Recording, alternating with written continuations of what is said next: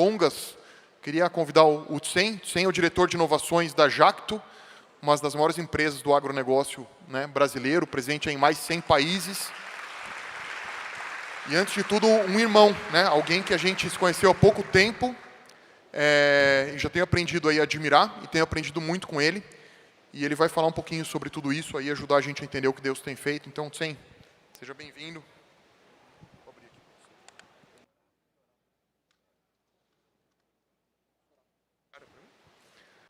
Vamos orar pelo Tsen?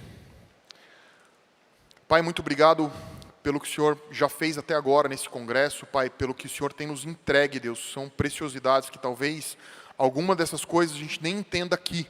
A gente ainda vai precisar digerir, Pai, mas são os segredos que o Senhor tem nos entregue sobre palavras proféticas, sobre como devemos, Deus, nos posicionar, sobre como o que vai acontecer no mundo daqui para frente. E queremos te agradecer, Deus, pelas conexões, Deus, que o Senhor faz, e uma conexão preciosa é a vida do Tsen. Que o Senhor use a vida dele, Deus, que o Senhor dê a clareza, Deus, para nos entregar aquilo que está no seu coração a respeito do que o Senhor tem feito, a respeito do Brasil, da economia do Brasil, e como isso se conecta, Deus, com a vida de cada um aqui. Em nome de Jesus. Amém. Bom dia a todos, é um grande prazer estar aqui. Eu tenho 2 disclaimers para fazer antes de começar a palestra.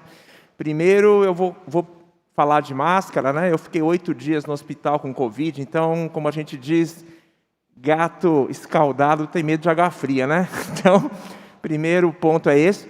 E o segundo ponto é uma reclamação com o Everson, né? Ontem eu estava ali sentado, eu vi aquela prancha linda, eu falei, oba, amanhã eu vou pregar naquela prancha. Até trouxe a minha Bíblia hoje aqui, né? Eu falei, aí cheguei hoje de manhã aqui, cadê a prancha? Cadê a prancha, Everson? Mas muito legal, é um grande prazer estar aqui na Bola de Neve, falando das coisas do reino de Deus. Então, quem quiser pode colocar meu slide já, né? É mania de professor, tá? A gente fala com slide. Então, o tema que eu vou trazer hoje de manhã é esse aí, né? Inovação, né? Na verdade, eu vou falar muito de ecossistemas de inovação e o reino de Deus. Qual que é a relação? Onde é que a gente está vendo relação entre tudo que está acontecendo no mundo, né? Do ponto de vista de inovação, e como que a gente pode entender isso do ponto de vista do reino de Deus e principalmente do ponto de vista do Brasil? Tá? Então, a gente vai trazer um pouquinho o que Deus tem nos revelado. Então, antes de eu começar, eu queria contar um pouco de uma história para vocês. Tá? Então, eu trabalho no Grupo Jato desde 2004, sou diretor de inovação no Grupo Jato. O que faz um diretor de inovação? Né? A gente... primeiro, a gente tenta olhar para o futuro aí de 10, 20 anos para frente, para ver o que acontece, né? Então, eu falo assim, tem um pouco desse lado mais profético. Então, a gente tem que olhar para o futuro, tem que olhar para as coisas que podem acontecer e tentar trazer isso para a realidade da empresa, né?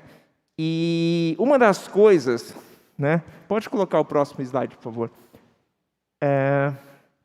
Eu vou explicar um pouquinho disso aqui também, tá? Mas pode colocar o próximo. Tá, então, mais um. Depois a gente volta. Eu quero esse slide aqui. Obrigado.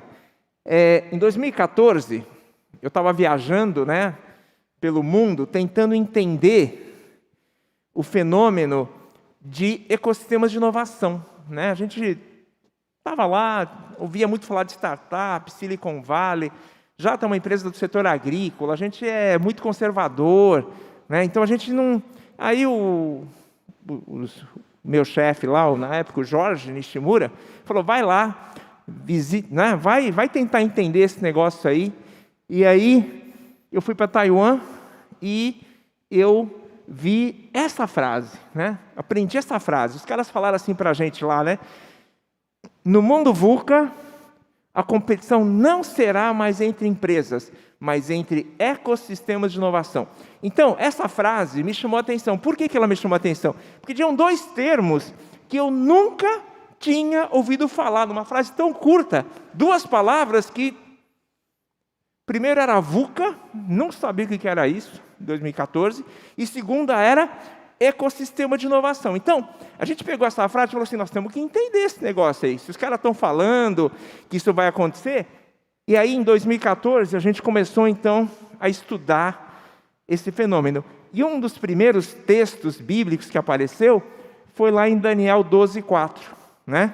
No livro de Daniel, ele fala, né, já no finalzinho do livro, né, Daniel faz todas aquelas profecias, 70 semanas e não sei o quê, né, e 1260 dias, um monte de coisa lá, e aí no final ele fala assim, e tu, Daniel, encerra essas palavras e sela esse livro até o fim do tempo. Muitos correrão de uma parte para a outra, e o finalzinho, e o conhecimento se multiplicará. Você falou, opa, isso aqui está na Bíblia, então, se está na Bíblia, a gente vai ter uma chance de entender o que significa o conhecimento se multiplicará. Por quê?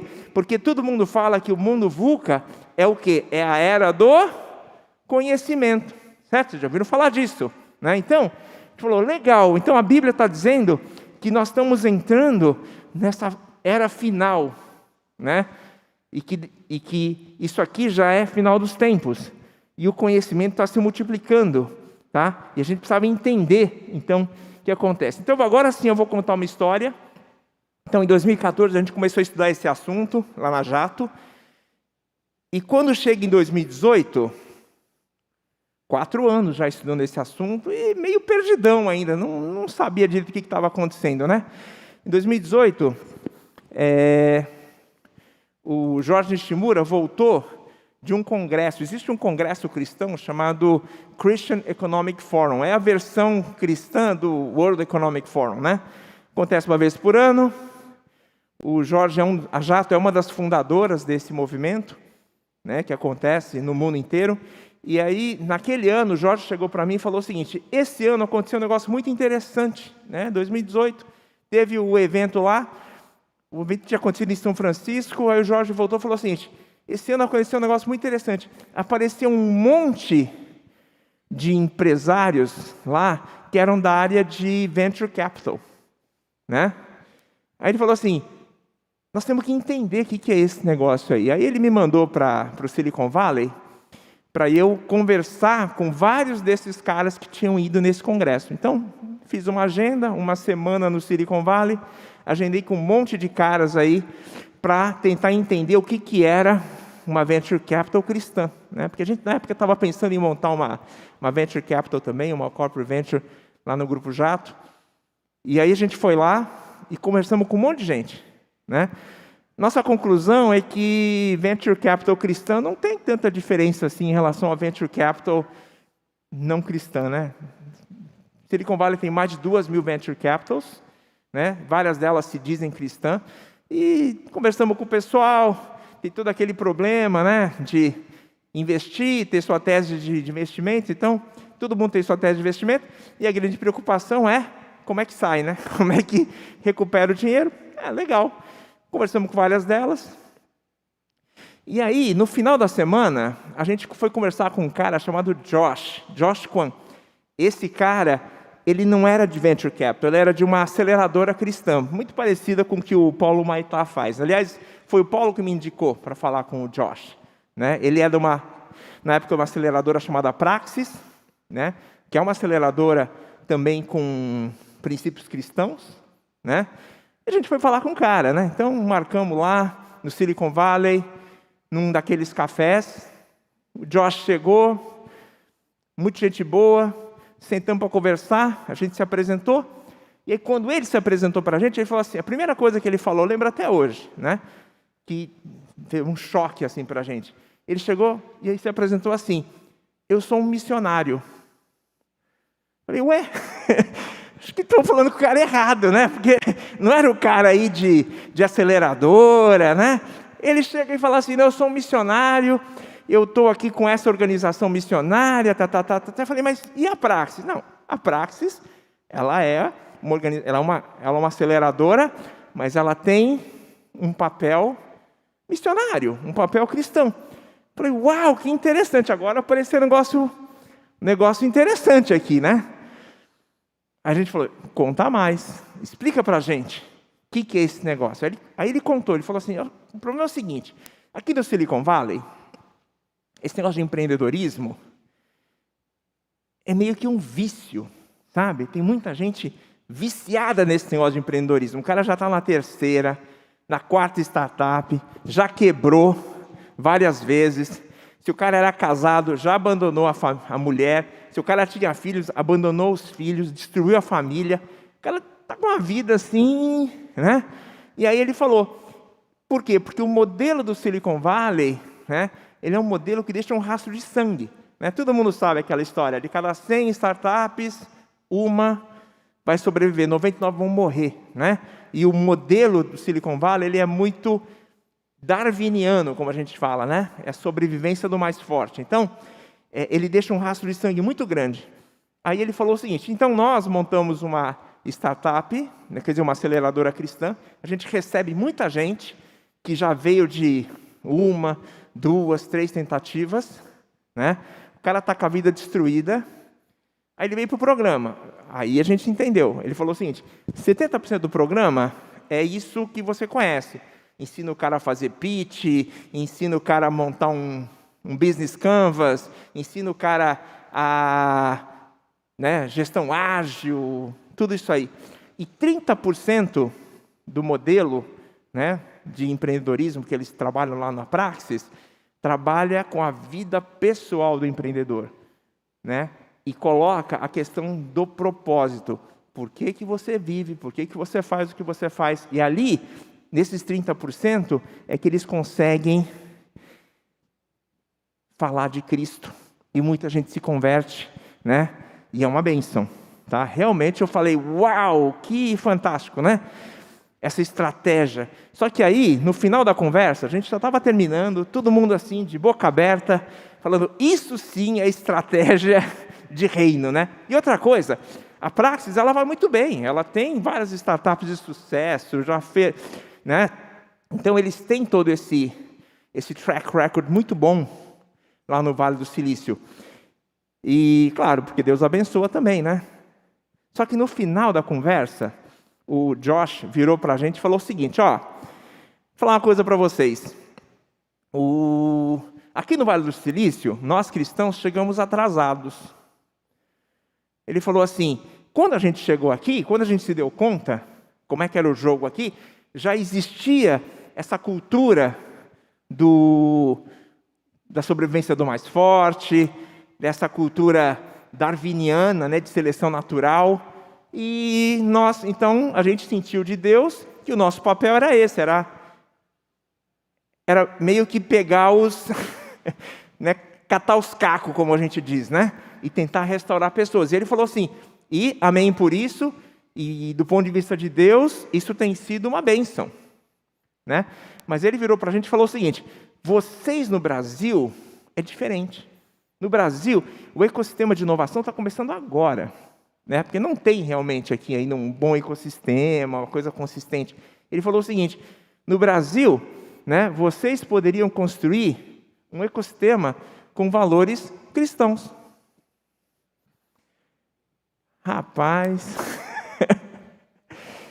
que pedrada, A gente falou, como assim? Nós viemos aqui para tentar aprender a montar uma venture capital. E você está dizendo que a gente vai ter que montar um ecossistema com valores cristãos? Isso não vai acontecer, Bom, a gente não sabia, a gente não tinha a menor ideia como é que fazia isso, Aí a gente voltou lá do Silicon Valley e a primeira pessoa que eu procurei foi o Paulo Maitá. Eu falei assim, Paulo, lembra aquele cara que se me apresentou lá, o tal do Josh Cohen? Ele falou isso, e ele desafiou a gente a montar um ecossistema de inovação com valores cristãos aqui no Brasil, Aí o Paulo falou assim, eu vou morar. Aí nós chamamos um monte de gente lá, que a gente conhecia, que era desse meio de startups cristãos, E deu o quê? Deu umas 12 pessoas, Paulo? Quer dizer, esse era o grupo onde a gente começou, 12 pessoas, fomos lá na Bluefields, que era onde fica lá a aceleradora do Paulo, juntamos lá 12 pessoas e começamos a orar e criamos um grupo de WhatsApp. Foi isso que a gente fez. Vamos orar.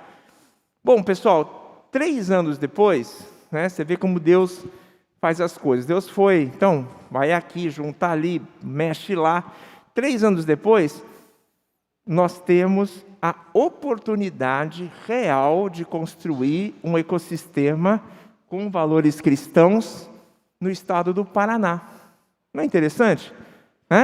Chama-se Vale do Genoma. Então, o que eu vou fazer aqui agora é contar um pouquinho como é que é essa trajetória, como é que a gente chega nisso, qual que é a lógica e por que esse ecossistema ele tem tudo para ter características de valores cristãos, para ele dar certo. Então, e aí Deus foi trazendo aquele cara ali, o Everson, não conhecia, ele me procurou lá, exatamente para convidar para vir aqui no Congresso do Recri, E eu não sabia nada de economia de mutualidade, nunca tinha ouvido falar, Aí ele começou a me explicar, eu falei, uau, isso aqui é um negócio legal, hein? A gente podia usar aqui no Vale do Genoma. Aí, o Paulo, claro, a gente já conhecia, tem esse negócio de Kingdom Business Framework, acho que dá para usar. Então a gente foi juntando um monte de coisa lá, eu acho que a gente tem alguma coisa muito legal, e que Deus está fazendo, Deus está movendo. Então, vamos lá. Volta 2 slides para mim, por favor. Eu queria começar com isso aqui, só para vocês entenderem o raciocínio que a gente vai trabalhar hoje, tá? E outra coisa, o meu papel agora na parte da manhã é gerar muito mais dúvidas na cabeça de vocês do que dar as respostas, tá? Vamos combinar isso já. Então eu vou passar bem rápido, vai ser uma metralhadora aqui com um monte de informações, que provavelmente vocês já ouviram falar, coisas que vocês já lerem em algum lugar, mas a gente vai passar muito rápido. Eu não vou explicar nada assim com muita profundidade, tá? Por quê? Porque a ideia é a gente gerar dúvidas para na sessão da parte da tarde a gente poder debater com vocês essas dúvidas. Tudo bem? Combinado assim? Então, como que eu vou mostrar isso para vocês? A gente começa aqui embaixo, tá? Quando a gente monta uma estratégia, numa empresa, a gente começa olhando para o que a gente chama de weak signals, ou sinais fracos. O que está nas beiradas? O que está acontecendo assim que ainda não entrou no mainstream, tá? Então a gente vai falar um pouco de weak signals. A gente vai falar depois de análise, como que a gente analisa esses weak signals, tudo ligado à parte de ecossistema de inovação. Depois eu vou mostrar a tese, ou a síntese, como é que a gente junta isso para formar uma tese, ou uma síntese, E, finalmente, a gente vai falar do programa que a gente está montando lá no Paraná, e como é que isso se alinha. Tudo bem? Próximo, então, pode ir para frente. Então, a gente vai falar do Weak Signals, o que está acontecendo no mundo ao nosso redor. Próximo. Primeira coisa é esse negócio aqui chamado ecossistema de inovação. Nós vamos ter que entender o que é esse ecossistema de inovação, porque isso é uma tendência que está vindo muito forte e que vai realmente mudar o mundo. E isso aqui, gente, eu vou tentar amarrar com a palestra com a conversa que teve aqui do Felipe, e do Eduardo, porque isso envolve ESG, isso envolve um monte de coisas, e a gente vai tentar entender de uma forma mais ampla o que está acontecendo. Isso aqui, é o elefante, como a gente fala. Vocês conhecem essa figura? Então tem gente que olha para um pedacinho dele, o outro olha para o outro, e o que nós vamos fazer é exatamente isso. O ecossistema de inovação é esse elefante, E aí a gente vai olhar o que acontece na tecnologia, o que está acontecendo na educação, o que está acontecendo na área social, o que está acontecendo em gestão, o que está acontecendo na economia, e ali entra a parte de ESG, EOM, e o que acontece na política, para a gente poder formar uma figura do que é esse grande elefante chamado ecossistema de inovação. Porque se a gente não entender aquelas 6 partes, a gente vai ter dificuldade de entender para que serve um ecossistema de inovação. Próximo. Primeiro weak signal, Primeira coisa que está acontecendo, isso aqui está todo mundo vendo, tá? É tecnologia digital e comunicação. Então, primeira coisa que está acontecendo no mundo, internet. Segunda coisa, IA, Analytics, IoT. Está ali. Vem da comunicação e vem da computação. E um outro weak signal, né, que a gente vai capturar aqui, vem da biologia, tá? Genômica, né? Hoje, o ser humano está trabalhando diretamente com vida, né? E vida é uma das coisas mais importantes que a gente tem, ferramenta, tá? Por quê? Porque desde que houve a queda do homem, lá quando Adão e Eva pecaram, né? O que aconteceu com o mundo, né? No mundo, o caos sempre aumenta, sempre aumentando, né? Certo? O que é o caos? É a bagunça, é o que a gente vê no mundo. E aí, você precisa de vida para fazer o quê? Para diminuir o caos. A única coisa que consegue combater o caos, o que é o caos? O caos é o que a gente também chama de segunda lei da termodinâmica, né? O que diz a segunda lei da termodinâmica? Alguém sabe? Não tem nenhum físico aqui? Nenhum engenheiro? A segunda lei da termodinâmica é aquela que vocês aprenderam no colegial, na física, que diz o quê? Que a entropia, lembra disso? Ou caos, né? A palavra entropia, ela é sinônimo de caos, sempre aumenta no mundo, né? Você quer ver? Se eu deixar essa caixa parada por 50 anos aqui, nesse lugar, o que vai acontecer com ela? Alguém tem ideia? Ela vai ressecar, ela vai apodrecer, ela vai deteriorar. Isso é a tal da história da entropia, né? Agora, se eu pegar uma semente de maçã e plantar aqui, na terra, depois de 50 anos, o que aconteceu? Ela virou uma árvore. Quer dizer, ela pegou aquele monte de coisa, que era o caos, que estava lá no solo, e construiu alguma coisa, ela organizou, tá? Então, lembra sempre disso. Quando você quer combater o caos, você precisa do quê? Vida. É por isso que Jesus fala o quê? Que eu vim para trazer vida e vida em abundância. Por quê? Porque Jesus quer combater o caos nas nossas vidas, tá? Próximo. Isso é muito importante, gente. A evolução da ciência, se você olhar historicamente, século XIX foi a era da física. A gente descobriu máquina a vapor, máquina a combustão, tudo era na física. Século XX foi a era da química, tá? Então, as grandes inovações foram na era da química. Século XXI, as grandes inovações vão vir da onde? Biologia. Lembra disso, muito importante, tá? Aqui, Wake Signals na educação. Também tem muita coisa acontecendo na educação agora, principalmente depois do Covid, né? Meus filhos, por exemplo, já não querem voltar para a aula presencial mais. Já adoraram ficar em casa, né? Aquela coisa lá, né? Desliga a câmera, né? Você vai lá, tá todo mundo em aula, mas a filha está assistindo Netflix com o professor falando aqui, não sei como é que faz isso, mas diz que funciona, né? Então, na educação nós estamos saindo de competição para colaboração, estamos saindo de conteudistas, sistemas conteudistas para solução de problemas, a gente chama de PBL, Problem Based Learning. Estamos saindo de professor, indo para mentor, orientador. Isso vai acontecer, gente. Próximo. Comportamento social. Esse não precisa nem falar, né? Compra online, streaming de música, de vídeo online, escola online, namoro online, igrejas online, amigos, né? Medicina online. Agora falta só ter família online também, né? Eu não sei, eu ainda não estou muito favorável. Acho que família não dá para ser online. Mas tem muita coisa online, muita coisa mudando aqui, tá? Próximo. Weak Signals em gestão, né? Uma das coisas que o Paulo Maitá ensina lá é fazer gestão. Como sair das estruturas hierárquicas e para o, a gente chama dos modelos ágeis, né? Competição, saindo da competição, indo para a colaboração. Organização é uma máquina, né? Hierárquico, indo para organizações orgânicas.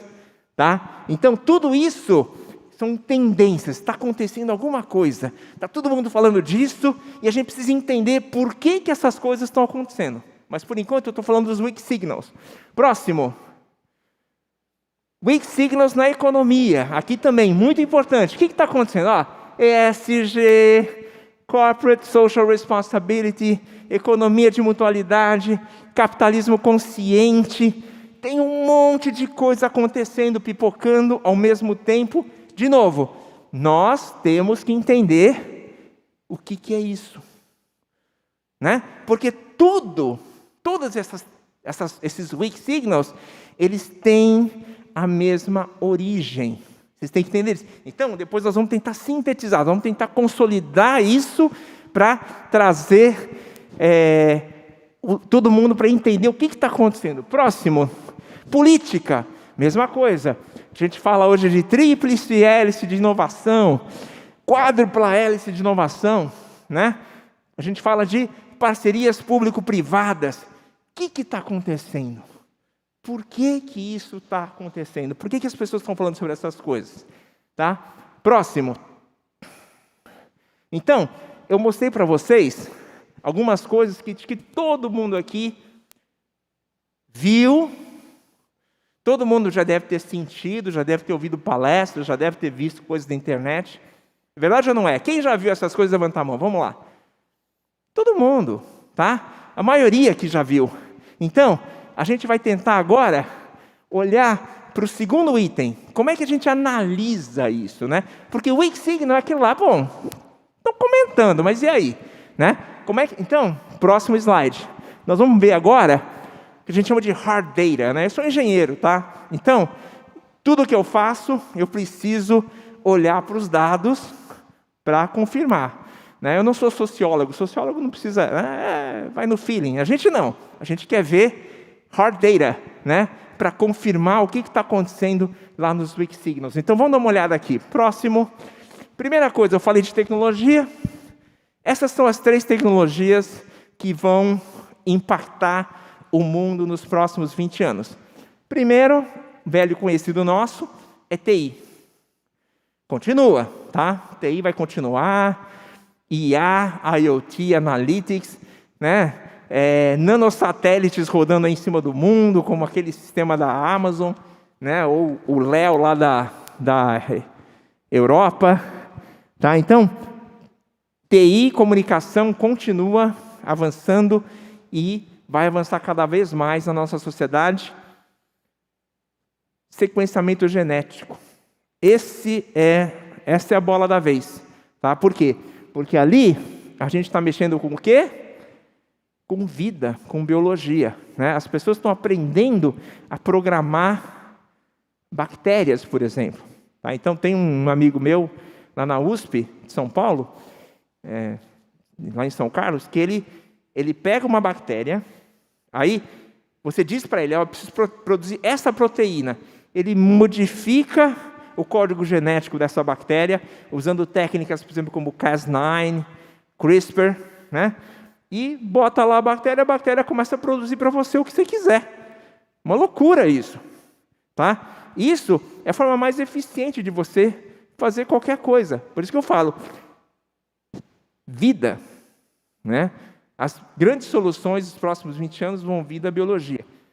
E tem aquele negócio ali chamado fermentação de precisão, precision fermentation, não sei se vocês já ouviram falar, mas é a forma glamorizada da velha biotecnologia, né? Biotecnologia é o que a gente faz para fazer cerveja, queijo, milhares de anos, só que agora, a fermentação de precisão é isso, ele vai lá, modifica o DNA de uma levedura, modifica o DNA de uma célula e ele vai produzir para você o que você precisa. Próximo, falar um pouquinho aqui da parte de educação. Né? Esse é um gráfico muito importante também. Os americanos são muito bons de fazer esses estudos longitudinais, que às vezes são estudos de 30 anos. Né? Então, eles pegam lá, isso aqui está mostrando o quê? Que os social skills, o que são os social skills? São soft skills, né? Se relacionar, saber colaborar, é onde vão estar os empregos do futuro. E as tarefas rotineiras, né, cada vez caindo mais, isso no mercado americano, mas isso é global. Por quê? Porque as tarefas rotineiras vão ser substituídas por automação, por robôs, e o que vai sobrar são as tarefas que a gente chama de analytical tasks não rotineiras, que aí é análise, o que a gente chama de hard skills, e soft skills é o que mais cresce no mundo hoje, né? Que é a capacidade de você interagir, integrar e colaborar. Colaboração é a palavra da ordem nesse mundo que a gente vive. Próximo. Aqui também mostrando o crescimento do que a gente chama de data storage, né? Quantos zettabytes aí, trilhões de gigabytes que o mundo está consumindo. Isso aqui é uma curva exponencial. Próximo. Isso aqui também é muito importante, né? O pessoal do mercado financeiro. O crescimento dos investimentos intangíveis versus os investimentos tangíveis. Tangível é tudo que você coloca chapéu de patrimônio, né? da sua empresa. E o intangível, o que é o intangível? Eu levei um tempão para entender esse negócio de intangível, né? Intangível tem a ver com tudo que você tem de conexão, exatamente daqueles soft skills que está falando lá, né? No gráfico anterior do crescimento dos soft skills, os intangíveis são isso, tá? Tem a ver com conhecimento, tem a ver com competências, tem a ver com processos, aquilo que você não consegue colocar placa de patrimônio na sua empresa, mas que tem valor, certo? Então, isso aqui está crescendo no mundo absurdamente. Próximo. Então, agora a gente vai falar da síntese. Como é que a gente resume tudo isso? A gente olhou um monte de coisas, de sinais que o mundo manda para a gente. Como é que a gente interpreta isso e fala, então é isso que está acontecendo. Então, a gente vai tentar passar para vocês um pouco dessa síntese, tá? Síntese e oportunidade. Vamos conectar esses pontos, tá? Para tentar montar uma figura, tá? O que é um ecossistema de inovação com valores cristãos? Pode ir para o próximo. Então, tá vendo? Isso aqui são aquelas 6 áreas que a gente está tateando e que está acontecendo no mundo. Qual que é a essência de um ecossistema de inovação? Ele sai de um modelo onde os agentes econômicos buscam seu ótimo local, que a gente chama de greedy, né? Ou ganancioso. Cada um tenta maximizar o seu lucro. Tudo bem? Você tem uma loja, você tenta maximizar o seu lucro. Você é fornecedor da loja dele, você tenta maximizar o seu lucro. Você é fornecedor de matéria-prima dela, você tenta maximizar o seu lucro também. E cada um tentando resolver a sua vida, tentando maximizar o seu lucro, tá? Quem que está olhando, a gente chama isso de ótimo local. Eu estou tentando encontrar o meu ótimo local. Quem que tem que coordenar e garantir o ótimo global da sociedade? É um cara chamado governo. Tá? Então, no modelo atual, no modelo que a gente vive hoje, cada agente econômico tem o direito, né, de ser egoísta, de olhar para o seu umbigo, e não tem nada errado com isso, porque foi isso que trouxe a gente até aqui, até esse momento, né? Então, cada um olha para o seu umbigo, cada um tenta maximizar o seu lucro. Por isso que o foco das empresas hoje é o quê? É shareholder, é acionista. O acionista tentando maximizar o seu lucro, e não tem nada de errado com isso. Por quê? Quem tem que garantir que a sociedade como um todo funciona bem? É o governo. Através do quê? Regulamentações e políticas públicas. Não é assim? É assim que funciona. Para isso que serve o governo, e cada um, como a gente fala, cada um por si, governo por todos. Mas vamos dizer esse é o modelo. Tá? O que está acontecendo com esse modelo hoje? Isso que eu quero que vocês entendam. O que está acontecendo? Por que esse modelo está deixando de funcionar? Esse modelo de cada um por si e governo por todos.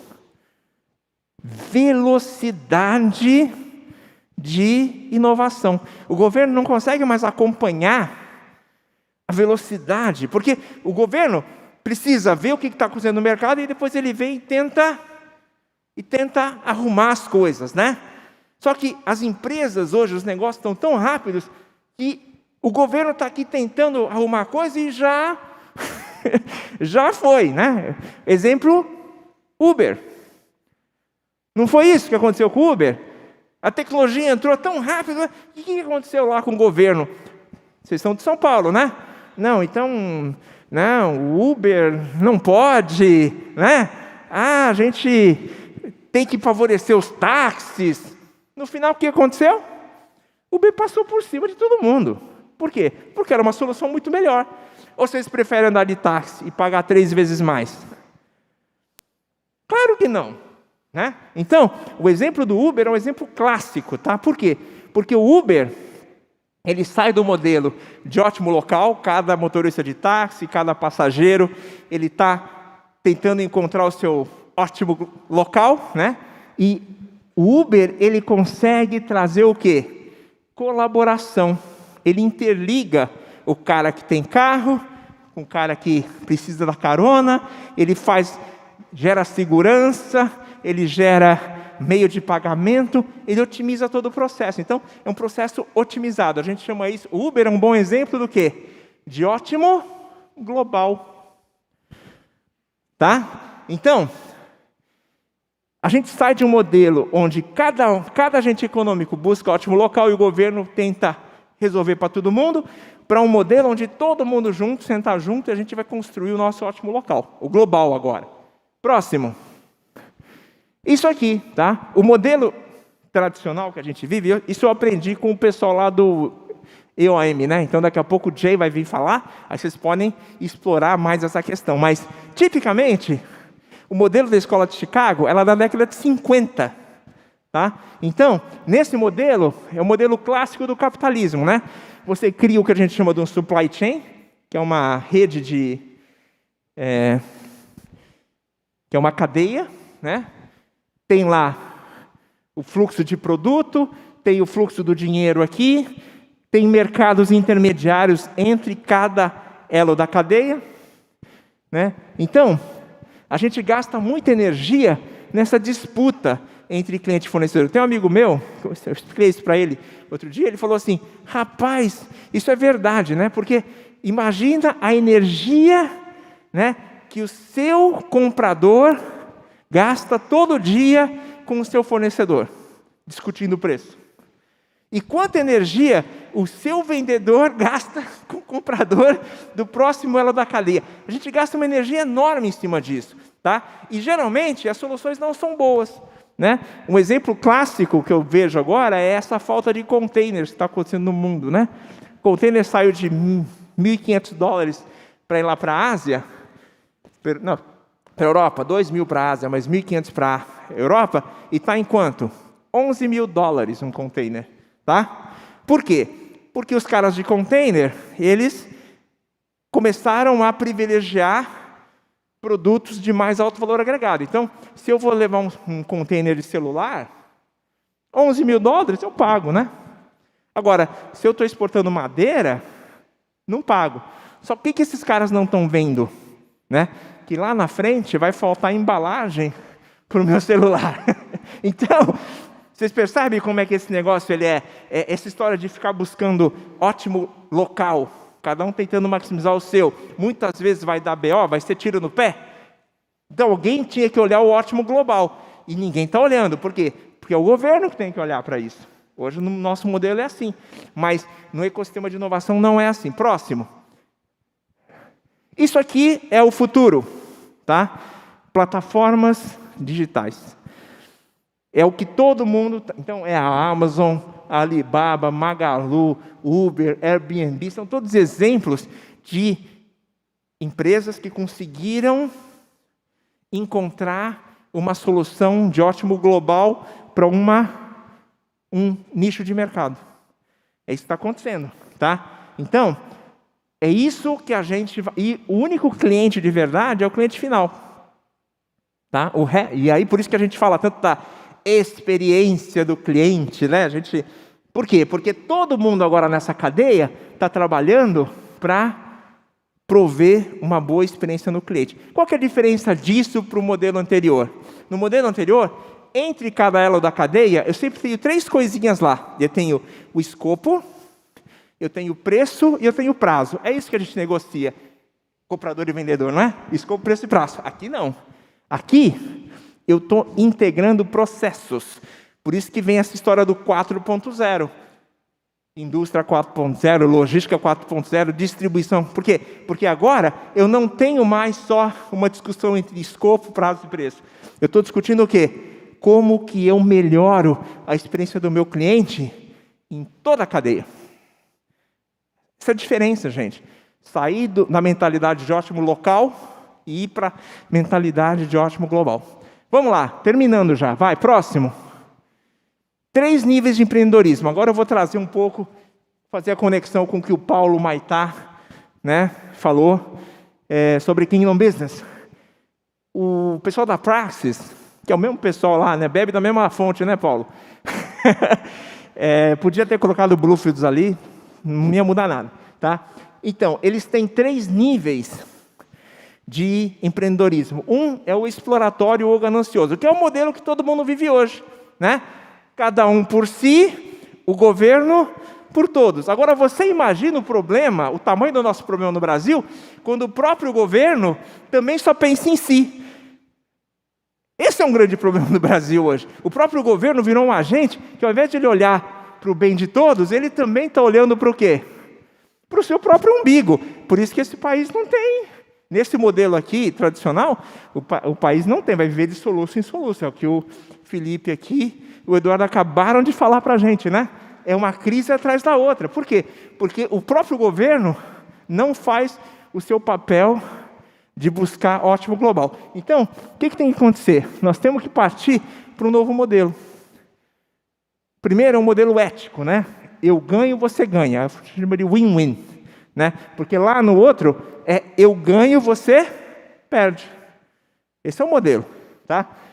E esse modelo, ele está caindo em desuso. Esse que é o ponto. A gente vai ter que migrar para o modelo eu ganho e você ganha, win-win, mas aí nós temos que abrir, né? Eu tenho que contar como é que eu faço as coisas, tem que contar, você tem que contar, para a gente ver se a gente consegue otimizar as coisas. E tem um terceiro nível, que aí eu acho que é onde nós cristãos realmente podemos mostrar nossa cara, que é o que a gente chama do modelo redentivo. Por quê? Porque tem situações onde não dá para todo mundo ganhar. Vai acontecer, todo mundo conhece mercado, negócio, certo? Vai ter situação que não vai dar para todo mundo ganhar. Então, nessas situações, que não são muitas, tá? A maioria dá para criar o tal do win-win. Nessas situações, alguém vai se sacrificar para que todos ganhem. E aqui eu vou falar para vocês, se o cara não for um crente realmente, né, da gema, aquele que segue a Jesus, aquele que consegue dar outra face, aquele que consegue dar a capa, né, que consegue andar a segunda milha, nunca vai chegar nesse nível que a gente chama do redentivo ou sacrificial. Tá? Então, acho muito legal esse modelo, por quê? Porque ele trata já de todas as possibilidades.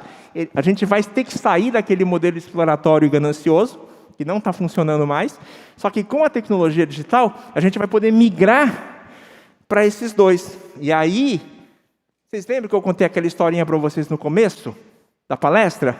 Sobre o quê? O desafio do Josh Kwan. O que ele falou para mim? O que ele falou para a gente? Vocês vão construir um ecossistema de inovação no Brasil com valores cristãos. É isso aí, tá? Então, tá aqui o que Deus tem mostrado para a gente. Como cristãos, a gente consegue... O ESG, né? O EOM, é aqui no eu ganho, você ganha. Tá? O ESG está tentando sair daquele modelo exploratório e trazer a turma aqui para, que a gente chama de stakeholders, né? Todo mundo tem que ganhar. Só que vai ter momentos onde não vai dar para fazer o SG, onde não vai dar para fazer o ganha-ganha.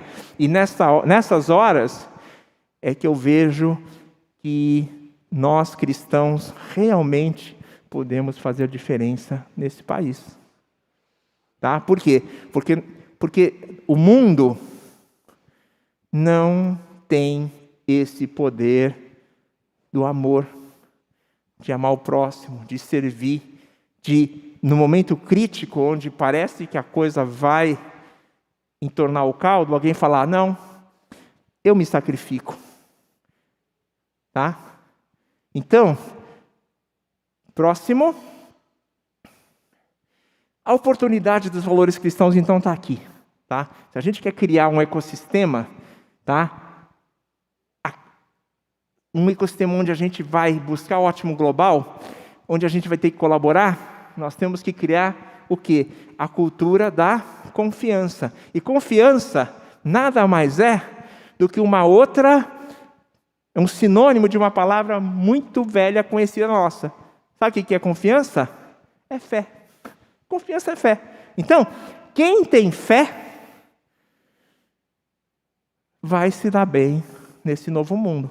Quem desconfia vai ficar para trás. Tá? Então, é aqui que a gente vai poder realmente fazer a diferença. Próximo. Falar um pouco agora de inovação. Vale do Genoma. O que nós estamos pensando? O que Deus tem colocado para a gente em todo esse processo? Próximo. Algumas coisas interessantes acontecendo no mundo. Primeiro, é essa figura aqui. Eu vou explicar rapidamente para vocês. Convergência biodigital. Por causa daquela questão de TI e genômica, o que vai acontecer? Medicina preventiva, alimentos saudáveis, agronegócio sustentável.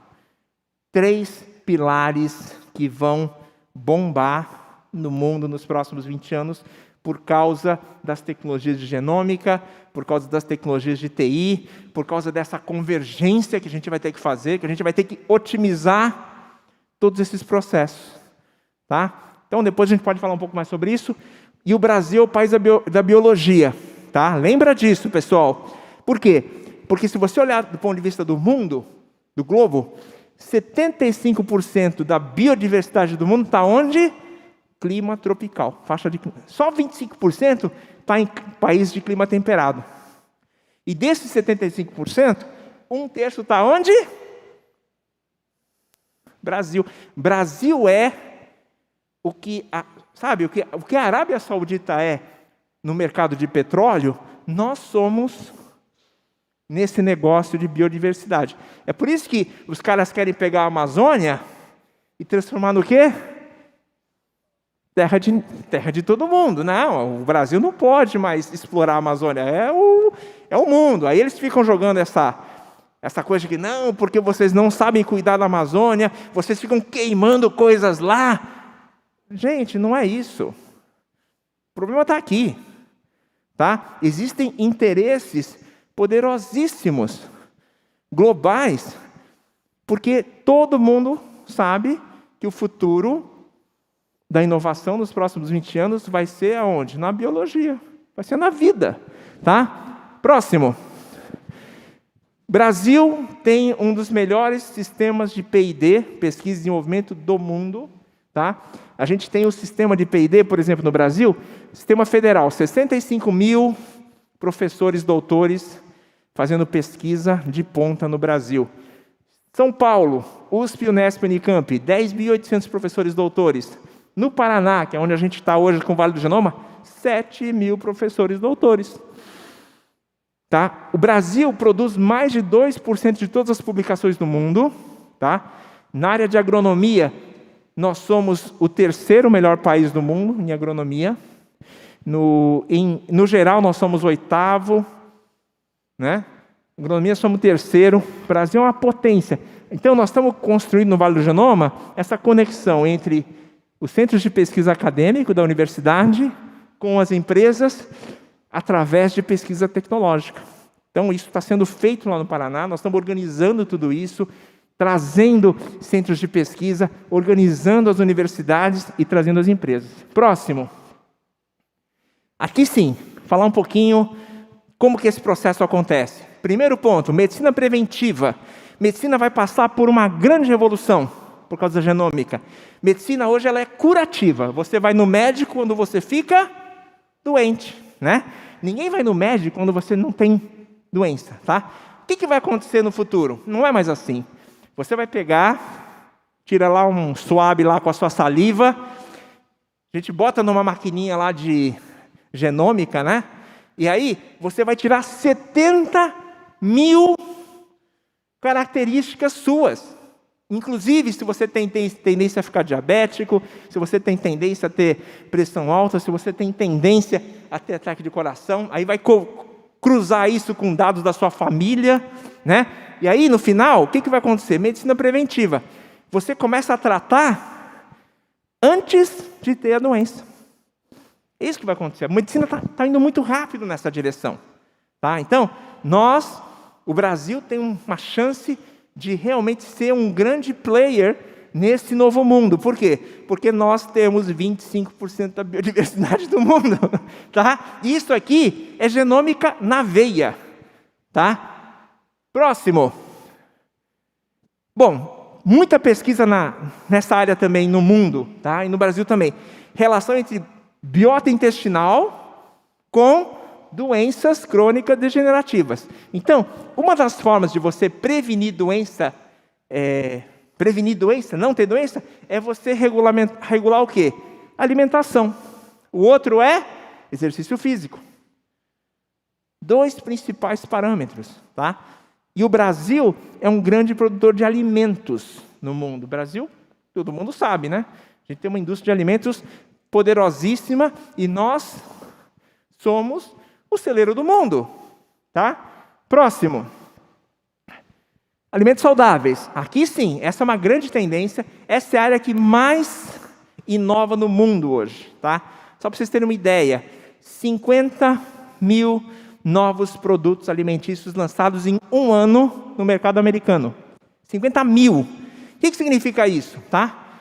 Por que teve essa explosão, né, que a gente chama de supersegmentação desse mercado de alimentos? Causa número 1, alimentos saudáveis. Né? Eu, quando cresci, tinha sucrilhos. Hoje tem sucrilho para gordo, sucrilho para magro, sucrilho para não sei o quê, né? Com lactose, sem lactose, e vai embora. Então, você explode o número de possibilidades. Tá? E tem um segundo fator também. Compra online. Ninguém pensa nisso, tá? Mas um grande fator que fez essa indústria de alimentos explodir é compra online. Por quê? Você vai no supermercado, você tem uma gôndola, 10 metros. Quem é dessa área de marketing aqui? Alguém? Então vocês vão entender o que eu estou falando. Tem gôndola 10 metros. Quantos produtos cabem nessa gôndola? 20 produtos. Certo? No máximo. A minha gôndola agora é na internet. Quantos produtos eu consigo colocar lá? Infinito. Então, 2 problemas. Primeiro é de demanda e o segundo é um problema físico. Compra da internet, você sabe que compra da internet agora, depois do Covid, na área de alimentos, explodiu, né? Todo mundo está comprando coisas no supermercado, ninguém vai ao supermercado, o cara compra e manda entregar. Então, esse negócio explodiu e o Brasil tem que se posicionar nesse mercado muito bem. A gente vai ter que produzir alimentos, mas não commodity. A gente tem que produzir o quê? Alimentos saudáveis, porque a gente entra no mercado farmacêutico, que é o mercado mais rentável do mundo, certo? Então, a gente vai ter que entrar nesse mercado, por quê? Porque nós estamos tratando agora com saúde. Nós não estamos mais fabricando alimento, né, como soja e milho, para alimentar boi e porco.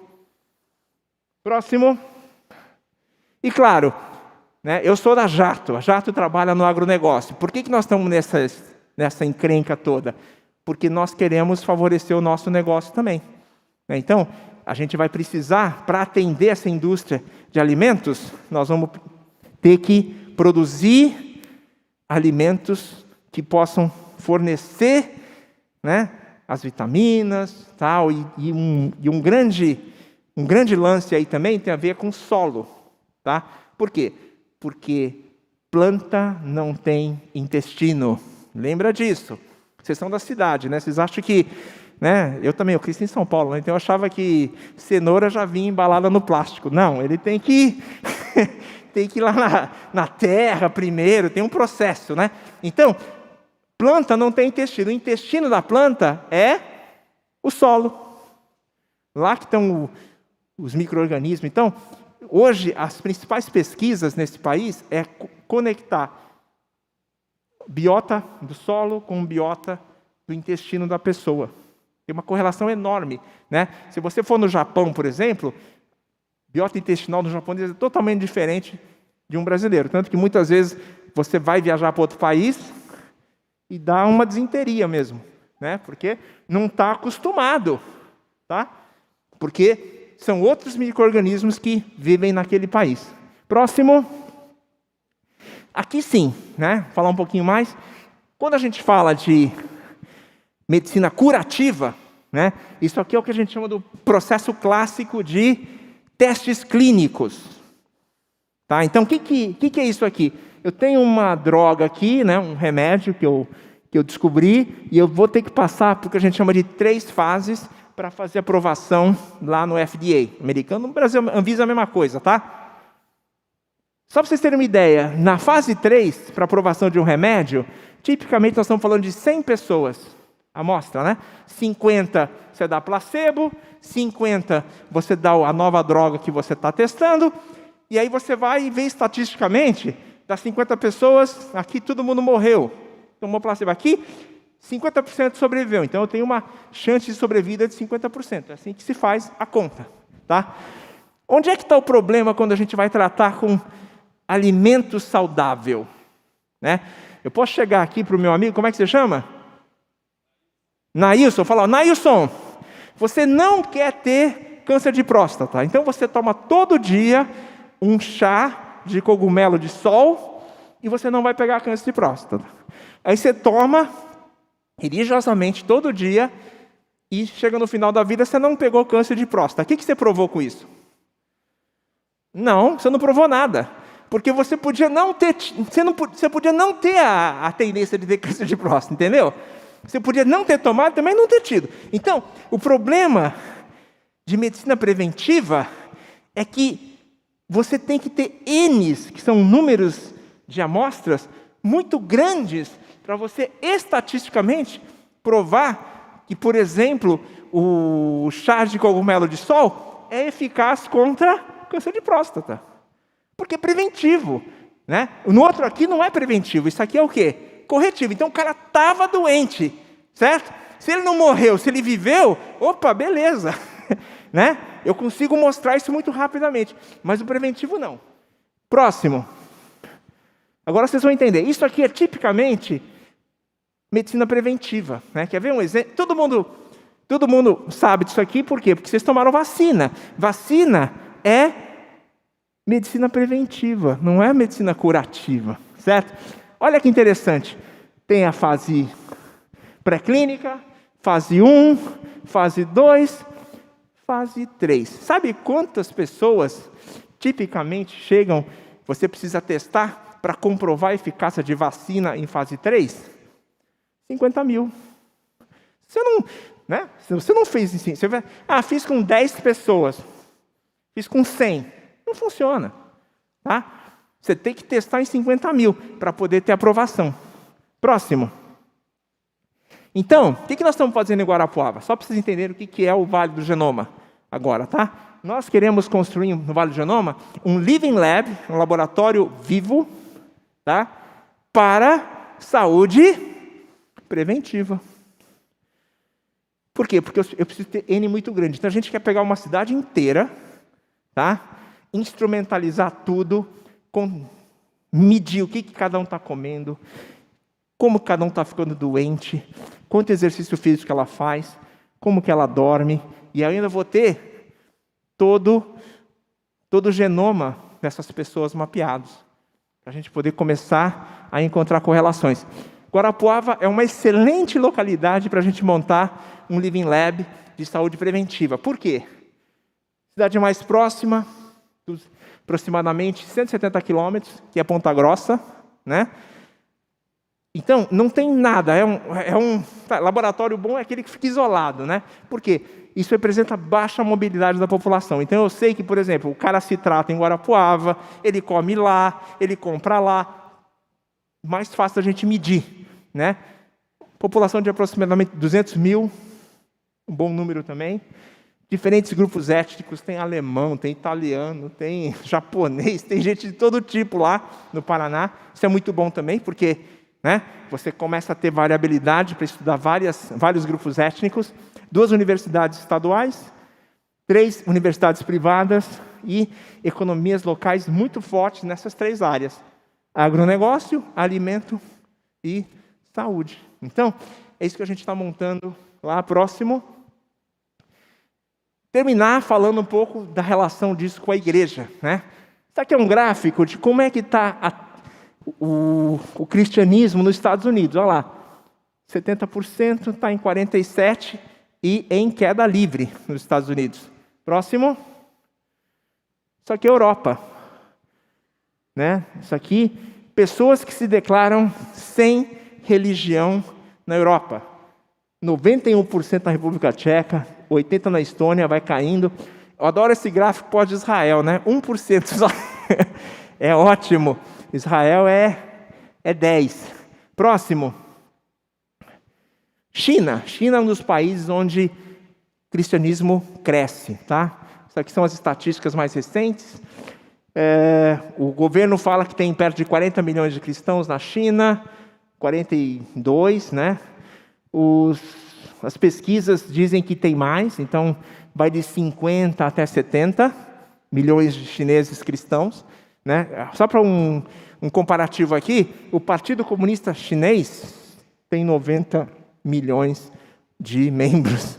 Então, ainda tem mais gente que é filiado ao partidão lá na China do que cristãos. Então, isso aqui também é um dado interessante. Próximo. Esse é o dado importante. Olha o Brasil. O Brasil é um dos países onde o evangelho mais cresce. Tá? Então, glória a Deus por isso. Por quê? Porque Deus deve ter algum propósito para isso. Deus nunca faz nada à toa. Então, nós como brasileiros estamos vendo o crescimento e em 2030, né, os evangélicos passam a população católica, mas para mim católico, cristão do mesmo jeito, então os valores são cristãos. Para mim esse dado é muito bom, porque ontem veio o Nicolas aqui, né, falou sobre o crescimento, né, do comunismo, não sei o quê, mas olhando para esse gráfico, se você somar os números, você vê que em 2030 ainda tem perto de 78% de cristãos no país. Então, de alguma forma, tá, pode vir o tal do Gramsci, pode vir quem quer que seja aqui, o Brasil ainda tem jeito. Eu acredito muito nisso, tá? Isso aqui não é dado meu, não, isso é do IBGE. Sim. Oi. Posso te interromper rapidinho? Pode. Esse gráfico aqui, para vocês terem uma noção, a gente usou numa análise da Ambev. Por quê? Porque a gente percebeu que a Ambev estava reportando números ruins, né, de bebida, principalmente alcoólica. E aí a gente foi perceber o motivo, que é exatamente o crescimento dos evangélicos aí, evitando o álcool, né, a empresa passando por algumas dificuldades. Amém por isso, glória a Deus. Próximo slide. Conclusões, tá? Esse é o meu último slide.